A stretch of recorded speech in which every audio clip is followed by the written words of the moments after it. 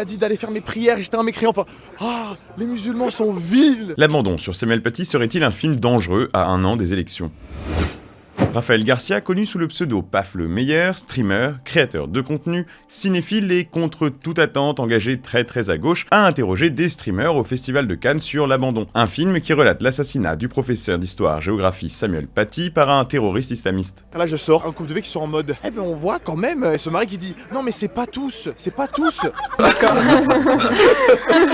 Celui qui marque le plus, c'est le streamer Grim Koujov, 225 000 abonnés Instagram et plus de 300 000 sur Twitch, et ça donne ça. C'est un film dangereux, je sais que ça va être nul, mais peut-être ils allaient pas être si cons, ils allaient trouver un moyen de dire Paty, c'est un martyr tourné, d'accord, mais qu'il y a quand même un truc de nuancer les choses sur le reste. Ou encore ça. Tous les musulmans hommes sont méchants. Toutes les femmes musulmanes par contre, elles sont soit soumises à leur mari, soit elles sont gentilles. C'est toujours ça. Grand défaut du film, il ferait des amalgames.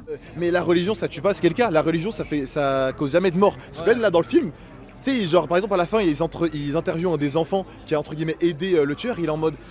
Ah, il m'a dit d'aller faire mes prières, j'étais un mécréant, enfin...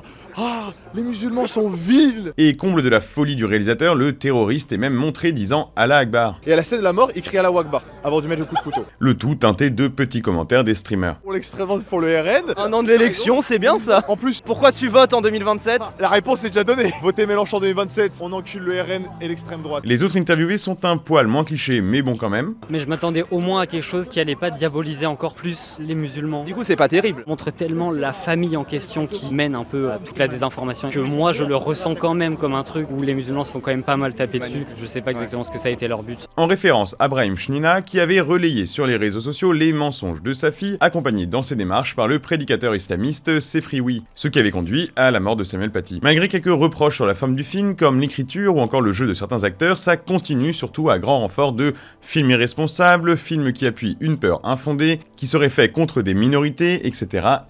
À la toute fin, 3 jeunes font tout de même l'éloge du film avant d'être très vite coupés par Paf le Meilleur, qui se vante même de ne pas leur demander à eux pour qui ils votent. Car au final, loin de la critique ciné, ce qui compte vraiment pour lui, c'est ça. Votez Mélenchon en 2027. Redis-le. Votez Mélenchon en 2027. Merci. Et à très bientôt. Comme quoi, les gens qui détestent ce film sont des mélenchonistes en puissance. Et à votre avis, pourquoi le déteste-t-il alors ?